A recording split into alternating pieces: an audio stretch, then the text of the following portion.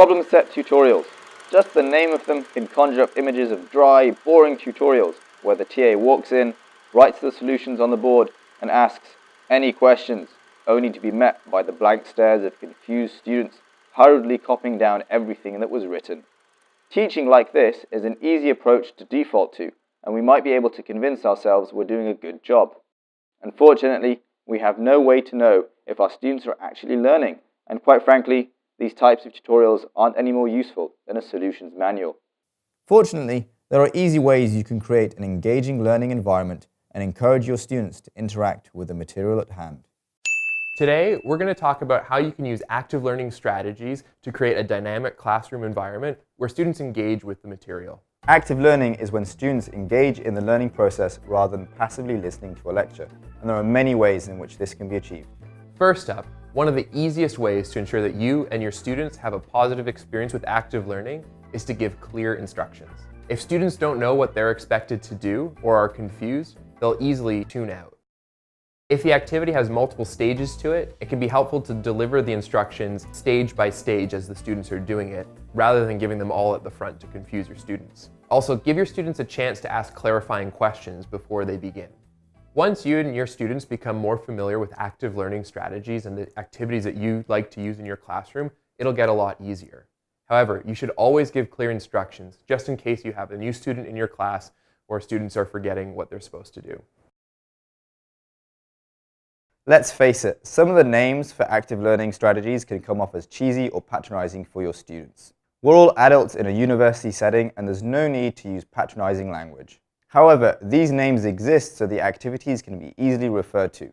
You'll find these names in the literature on active learning, but that doesn't mean you have to use them yourself. You can either rename the activities for your class or not use the names at all. And if you're giving clear instructions, you won't need to refer to the names of the activities. Some activities are better suited for different goals, and you shouldn't just use an active learning activity just for the sake of it. For instance, if you want your students to reflect on what they've been learning, you could use something like a 1-minute paper or a ticket out the door. If you want your students to spend time in class engaging with a problem, then maybe something like a think, pair, share or a Jigsaw Teamwork might be more appropriate. The university offers a mix of classroom styles, some that are fixed and some that are flexible. Make sure that the activities you choose are best suited to the classroom environment. For example, if you're teaching in a classroom with fixed seats, an activity that requires students to get up, move around, might not be the best idea. But you can be adaptive. For instance, if you're using an activity that requires students to move around, perhaps you can have students just turn to their partner and share what they're learning. The university offers a mix of classroom styles, some with fixed seating and others with movable chairs. The number of students you have in your class can also affect whether an activity will work well or not. For instance, it's easier to use an activity that requires take-up from the whole class when you have a smaller class size.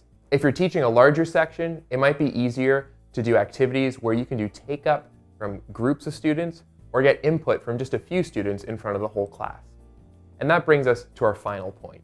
Take-up is when you get input from the class on the problem or material you just covered in the activity. Doing take-up helps provide motivation for actually doing the activity, and it also is an important way for you as a TA to check for understanding from your students. If you don't do take-up, students will be less invested in active learning strategies in the future. Active learning can make a big difference in your problem set tutorial. By getting students to engage with the material, you can spend more time facilitating learning rather than simply providing the answers. So remember, give clear instructions, avoid patronizing language, think about the physical space, make sure you align your activities with your learning goals, and always take up the activity.